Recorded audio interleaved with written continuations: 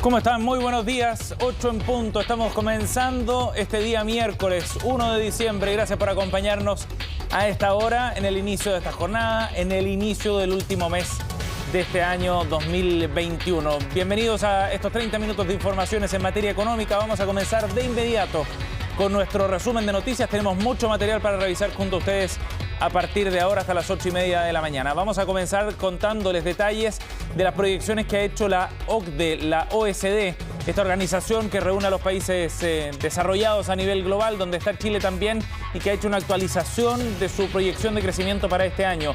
Y sube con fuerza, hasta un 12%. Eso crecería la economía chilena, según el último informe publicado hace minutos nada más. En mayo la proyección era mucho menor, esperaban 6,7%. Pero claro, hay varios factores, entre ellos los estímulos fiscales, los retiros de fondos previsionales que han empujado al alza la proyección. Claro que a un costo también, el de mayor inflación, es lo que advierte la OECD como uno de los riesgos para el escenario chileno. Aunque debería tender a estabilizarse, recién el año 2023 lo ven todavía como un problema de desequilibrio. Es de hecho el titular de las proyecciones que han hecho a nivel global en la organización. Ya les contaremos más detalles en unos instantes. Por otro lado, vamos a estar atentos. Cerca de las 8:30 se entrega el dato del IMASEC correspondiente al mes de octubre. El Banco Central va a entregar este informe de la actividad económica a nivel nacional y se esperan todavía algunos números altos, 2 dígitos.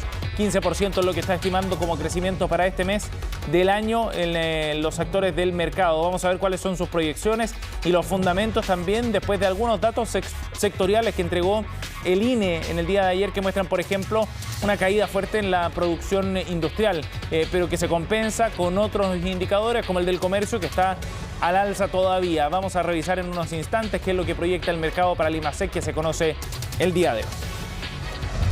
Ayer conocimos cifras de desempleo, volvió a retroceder el indicador de desempleo a nivel nacional con el sexto mes consecutivo de retroceso, llega a un 8,1%, pero lo más importante es que se crearon fuentes de trabajo de manera importante y se ha recuperado ya cerca del 70% de lo que se había perdido producto de la pandemia. Pues bien, el gobierno en ese contexto anunció la extensión del IFE laboral, esta herramienta que dispuso para la contratación de nuevos trabajadores se extenderá hasta marzo y de esa manera entonces se espera que se pueda ratificar esta tendencia de recuperación del mercado, sobre todo de empleos formales, de trabajadores asalariados. De hecho, el número de horas trabajadas ha ido aumentando también, otra buena señal de recuperación del mercado del trabajo. Y en el Congreso finalmente salió humo blanco de la comisión mixta respecto al proyecto de un cuarto retiro de fondos previsionales. La comisión, que reunía a diputados y senadores, trabajó hasta total despacho, zanjaron algunos temas y entre ellos el más relevante tiene que ver con el anticipo de rentas vitalicias, que finalmente quedó incluido en este proyecto a pesar de lo que proponían algunos parlamentarios de sacarlo completamente. Será un préstamo estatal el que finalmente tendrán los jubilados bajo esta modalidad, con una devolución que comenzaría en enero del año 2023 por un monto máximo de 100 UF para quienes se acojan a esta modalidad de anticipo, que vendría por una vía fiscal, evitando así los líos con las aseguradoras que entregan esta pensión. Ya les contaremos de las reacciones y cómo se proyecta el escenario, porque ahora tiene que votarse en la sala de la Cámara de Diputados y en el Senado. Veamos por último qué es lo que están mostrando los mercados a esta hora, en un día que está marcado por las alzas bien fuertes a nivel internacional. Estos son los números más importantes. En Europa, alza de 1,71% para el Eurostoxx, el índice paneuropeo, mientras que Londres está subiendo 1,39%, el DAX alemán lo hace en 1,56%. Más temprano, 0,41% fue la ganancia del Nikkei. Fundamentalmente lo que está viendo el mercado, dicen los analistas, son mejores perspectivas y algo más de claridad respecto al impacto que podría tener la variante Omicron, que serían menores a los que se esperaba, por ejemplo, a comienzos de esta semana. Ha sido una semana de volatilidad. El IPSA ayer tuvo una caída nuevamente, retrocedió el indicador local 1,62%, llegando a 4.432 puntos. En línea con lo que pasó en Wall Street, el Dow Jones cayó 1,86%. El dólar, en tanto, llegó a 837 pesos, con una leve alza en el dólar observado, 829 pesos para el dólar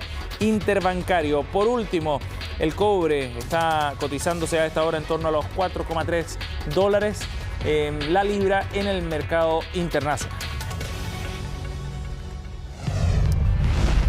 Bien, profundicemos entonces en este informe que ha liberado esta mañana la OCDE, la Organización para la Cooperación y el Desarrollo Económico, donde se plantean proyecciones bien positivas para la economía nacional, aunque con algunas señales de advertencias.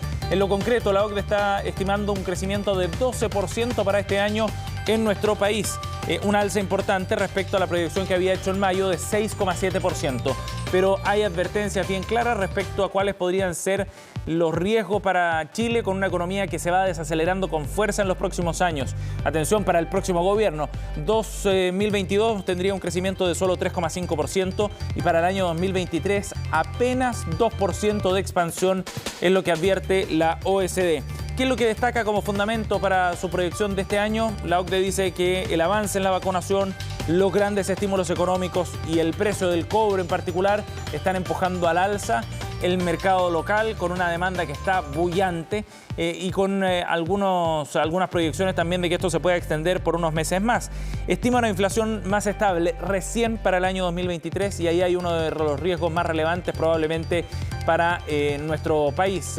Una inflación que estará por niveles por sobre los que había antes de la pandemia. De hecho, el título de este reporte que hace la OCDE, que analiza la economía a nivel global, por supuesto, entre ellos Chile, tiene que ver con, o se llama, un acto de equilibrio. Así se llama el reporte porque apunta a los fuertes desbalances que hay a nivel global por estos días, con mucha liquidez, con precios que están al alza, con una inflación que no se prevé que baje pronto y con algunos problemas como los de cadenas de suministro a nivel global que están generando desajustes relevantes en la producción. ¿Cuál es el principal desafío para Chile, además de la inflación? Evitar un sobrecalentamiento, advierte la OCDE, y además tratar de potenciar el crecimiento de largo plazo. Eso es lo que plantea la OCDE, que estima un crecimiento de 5,6% a nivel global para este 2021. Bueno, y vamos cerrando el año y también tendremos cifras más consolidadas del crecimiento efectivo que ha tenido nuestro país durante este 2021. Hoy a las 8:30 conoceremos el IMASEC del mes de octubre. Y en el mercado, en base a los antecedentes que ayer liberó el INE de producción sectorial, hay algunas proyecciones ya más precisas sobre lo que podría venir en el dato del día de hoy. Los invito a que revisemos en las siguientes gráficas qué es lo que plantean algunos actores de mercado sobre este reporte para el día de hoy. Partamos por el Banco Santander, que dice lo siguiente en su informe publicado ayer: las cifras sectoriales del INE estuvieron en su mayoría por sobre lo estimado por el mercado. Revisamos marginalmente al alza. Nuestra estimación de crecimiento para el IMASEC del mes se ubicaría entre 15 y 15,5%, dice el banco de matriz española. Vamos a ver qué es lo que plantea Security, también en una línea similar en base a los antecedentes conocidos el día de ayer. Dice que las cifras de octubre mostraron moderación en el ritmo de crecimiento año a año, con cierto estancamiento en el margen. Dice que el IMASEC del mes se ubicaría, es algo más pesimista, en torno a un 14%. Las variaciones de los próximos meses seguirán moderándose porque las bases de comparación son más exigentes. Claro, como la comparación es mes a mes respecto al año previo, el año pasado ya teníamos números altos hacia el cierre de 2020 después de la recesión que se vivió a mediados del año pasado. Por último, revisemos lo que plantea Banchile también en sus proyecciones para el IMASEC de octubre que conoceremos hoy. Lo que dice este actor es que la producción industrial fue impulsada por el crecimiento de los tres sectores que lo componen y entre estos se destaca la incidencia del sector manufacturero. Dado lo anterior, se estima un IMASEC en torno al 12,9%. Algunas de las proyecciones entonces para el IMASEC que conoceremos a las 8:30. Bien, vamos al ámbito político. A esta hora, 8:09. Ayer, Gabriel Boric visitó en Providencia la sede de la CPC, la Confederación de la Producción y el Comercio, la entidad que reúne a las distintas ramas de la actividad empresarial en nuestro país.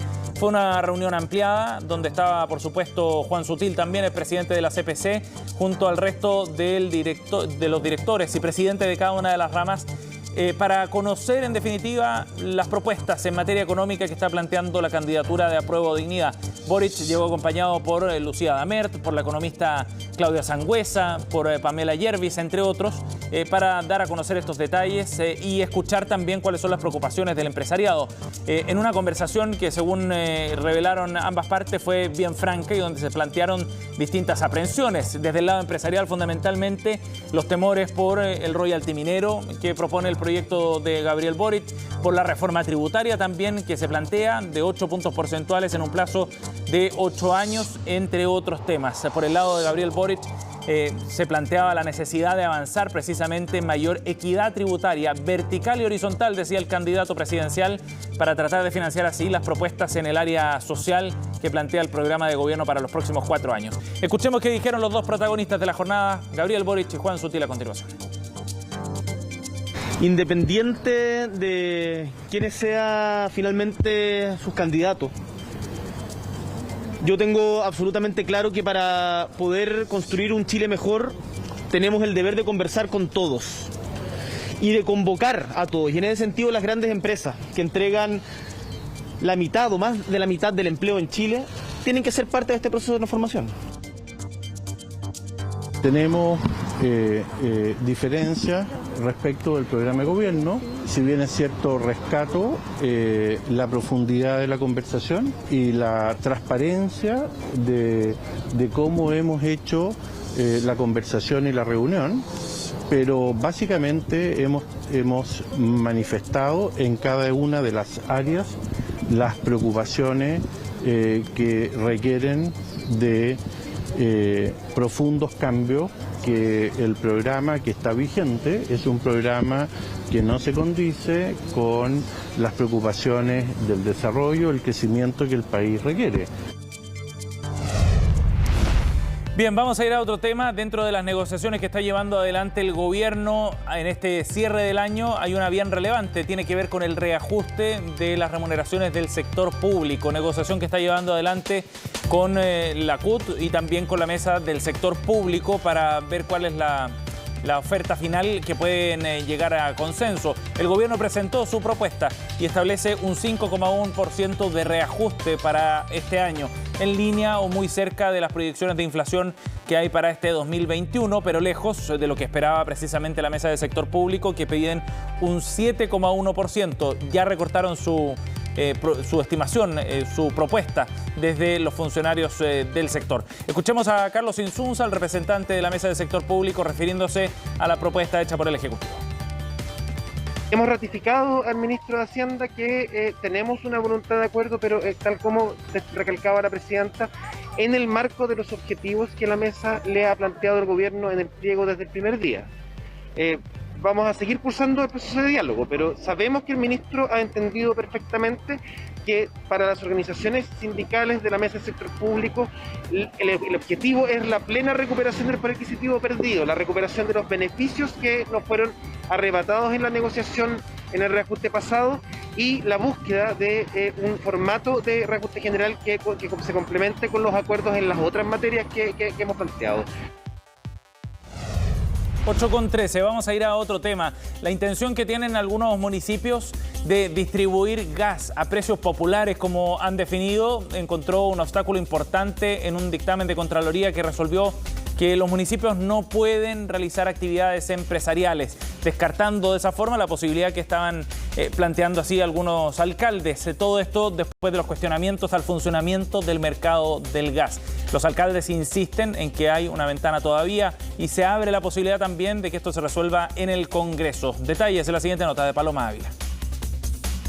Pero lo que estamos tratando de hacer más de 150 alcaldes no es dedicarnos a la compra-venta de gas.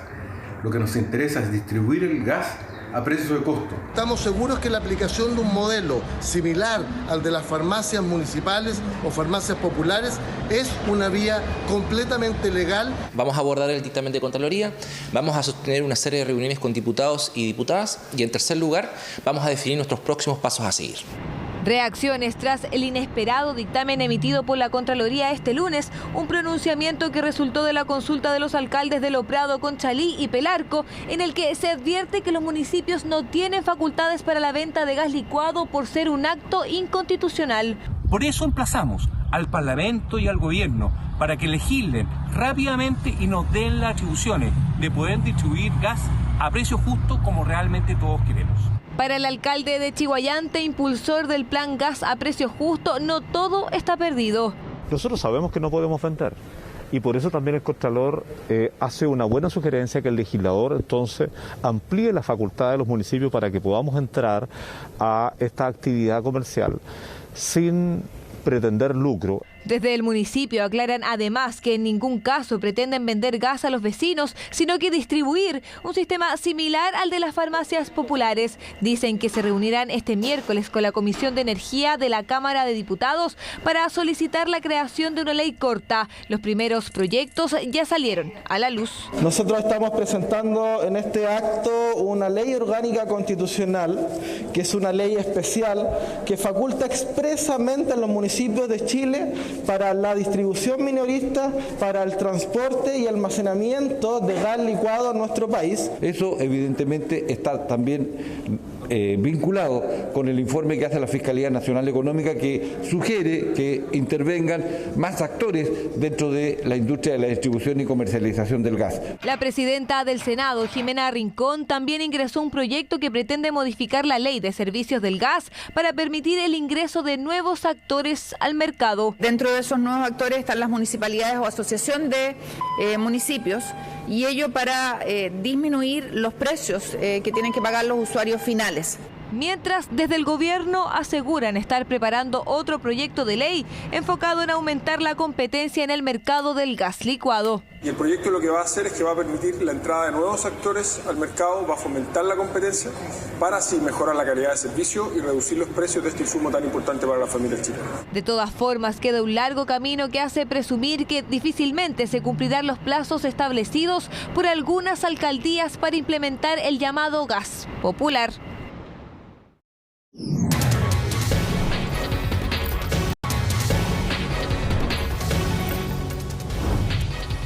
Ya estamos de vuelta aquí en Agenda Económica, 8:20. Si queremos hablar de un informe muy interesante que elaboró BlackRock a nivel global, es una encuesta que se aplicó a más de 360 altos ejecutivos de empresas que son parte de la industria aseguradora a nivel global y que mueven cerca de 27 billones de dólares. Para darle una dimensión a quienes respondieron a esta encuesta, y fundamentalmente lo que muestran es que hay una preocupación enorme en el sector por lo que significa el cambio climático, y las aseguradoras están preocupadas por el riesgo que implica precisamente este fenómeno, determinando también el curso de sus decisiones de inversión. Vamos a conversar de este tema. Estamos en contacto con el director de Estrategia de Inversiones para América Latina de BlackRock, Axel Christensen. Gracias por el contacto, Axel, muy amable.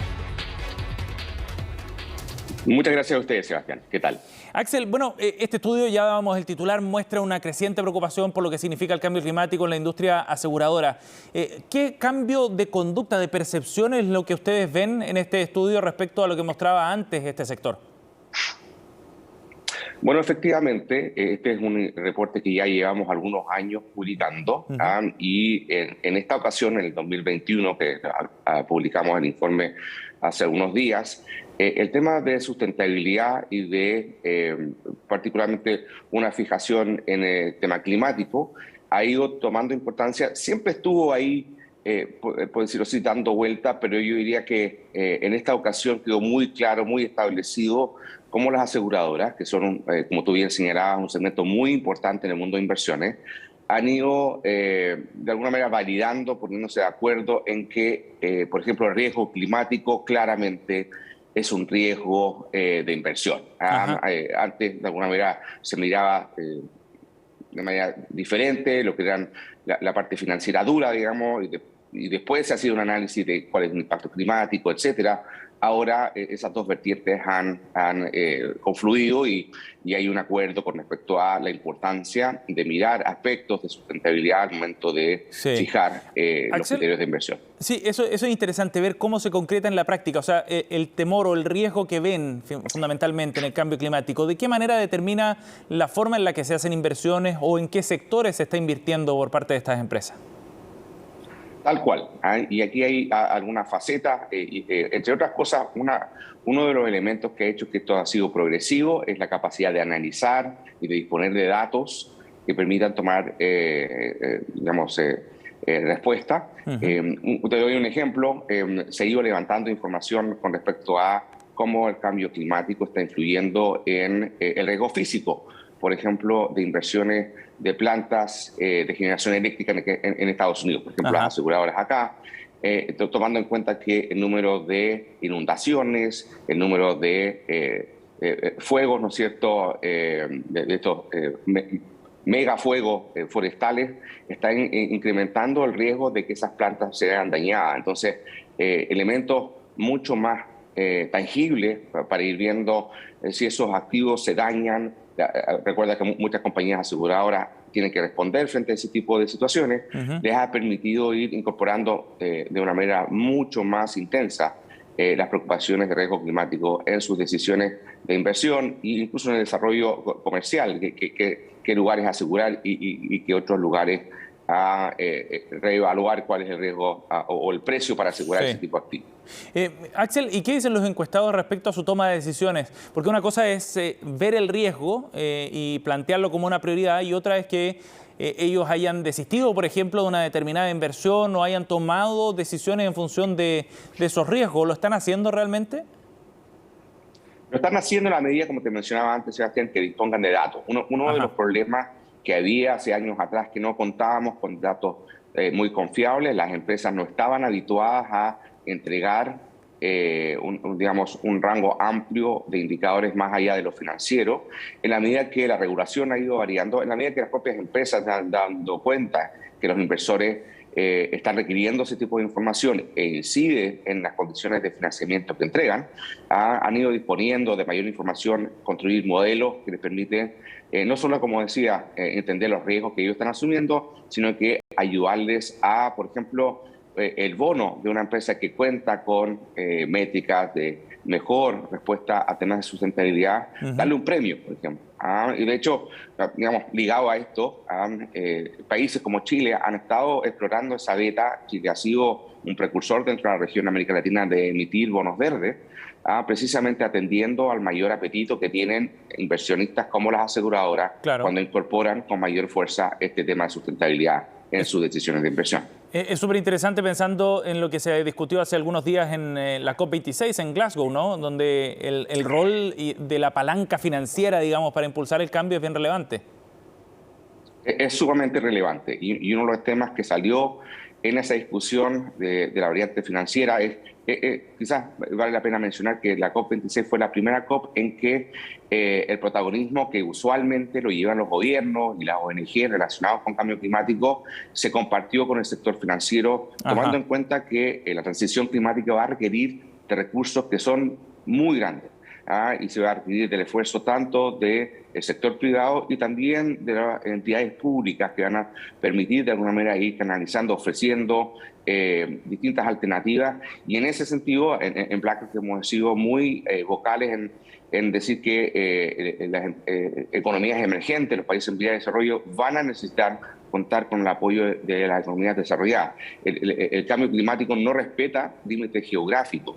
Por lo tanto, no tiene sentido que los países más desarrollados lleguen a una solución dejando, digamos, al resto sin llegar a reducir las emisiones de carbono. Entonces, va a tener que ser un esfuerzo coordinado y financieramente se va a requerir de mucho trabajo conjunto. Sí. Axel, tú mencionabas recién cómo las aseguradoras, por ejemplo, u otras instituciones financieras se ponen más exigentes desde el punto de vista de la información que necesitan al momento de tomar sus decisiones de inversión. Eso me imagino que fuerza a las empresas también, a las que buscan financiamiento o un seguro, elevar sus estándares desde el punto de vista de la información que entregan. ¿Tú ves que están respondiendo ya a ese cambio? Lo están respondiendo. Estamos en una etapa inicial, en que, entre otras cosas, nos tenemos que poner de acuerdo qué significan ciertos conceptos. Tú vas a empresas o inversionistas y les preguntas qué entienden por su sustentabilidad o cambio climático y te van a dar respuestas distintas. Y en ese sentido hay un rol clave de los reguladores, de las entidades globales, por ejemplo, de ir acordando una taxonomía que se llama común, una manera homologable de hablar y de referir a los mismos temas. Y a partir de eso, comenzar a tomar métricas, tomando en cuenta también, Sebastián, que hay diferencias. No todas las industrias tienen o enfrentan los riesgos climáticos o en general la sustentabilidad de la misma manera. Hay un concepto que se llama materialidad y que tiene que ver con entender cuáles son los riesgos o los aspectos relevantes a una empresa, por ejemplo, manufacturera, que va a emitir, ¿no es cierto?, va a tener ciertos rangos de métricas que son más relevantes, que impactan a su negocio, y va a ser diferente a una empresa de servicios, por ejemplo, a una empresa de telecomunicaciones. Entender y diferenciar esas métricas va a ser clave para precisamente tomar esas decisiones de inversión o entender de mejor manera esos riesgos que estábamos hablando inicialmente. Y ahí me imagino que las entidades supervisoras, digamos, o los actores de las políticas públicas también tienen un rol relevante, ¿no?, en ir generando ese cambio, la CMF, el Banco Central. Muy clave. Tú bien lo señalas y de hecho, particularmente la CMF ha estado trabajando precisamente en ir afinando de qué manera las empresas entregan esa información. Como te decía, tiene que ser una información que sea material, es decir, que tenga relevancia en el quehacer de la empresa, en sus riesgos, en su modelo de negocio, y al mismo tiempo que se difunda de manera oportuna, y eso va a requerir que las empresas las vayan captando. Y nuestra propuesta en eso, Sebastián, es que las empresas no lo vean como una carga administrativa más, hasta no es pura burocracia, sino que las lleve a entender en sus estrategias dónde están sus riesgos e incluso en algunos casos dónde pueden haber oportunidades. Van a haber cambios importantes, por ejemplo, relacionados con la transición climática y cambios tecnológicos, el uso, por ejemplo, me cuelgo de lo que vemos en Chile. Bien. Mayor consumo de cobre, de litio, van a generar oportunidades en muchas industrias. Sin duda, sin duda. Y ahí hay que saber leer precisamente esas oportunidades para aprovecharlas. Axel, gracias por conversar con nosotros esta mañana. Muy amable. No, encantado. Que estén muy bien, Sebastián. Chao. 8:30, ya tenemos el dato que estábamos esperando y lo habíamos anunciado al comienzo del programa. El IMASEC del mes de octubre, publicado por el Banco Central, llegó a un 15% en línea con lo que planteaban algunos sectores del mercado. De acuerdo con la información preliminar, dice este reporte del Banco Central, el crecimiento fue de 15% en comparación al mismo mes del año anterior. La serie desestacionalizada aumentó 0,8%, es decir, octubre respecto al mes de septiembre de este año, en un mes que además registró un día hábil menos que octubre del 2020, y eso pesa también, lo que hace más notable el dato que conocíamos hoy. Todos los componentes del IMASEC, dice el banco, crecieron respecto al mismo periodo del año anterior, destacando la contribución que han presentado las actividades de servicios y en menor medida el comercio y la producción de bienes. En el caso de este sector, producción de bienes creció 4,7%, el comercio sigue a dos dígitos, 17,7%. El sector de servicios, en tanto, creció 19,6%. Los datos están publicados ya en el sitio web del Banco Central. IMASEC de 15% para el mes de octubre.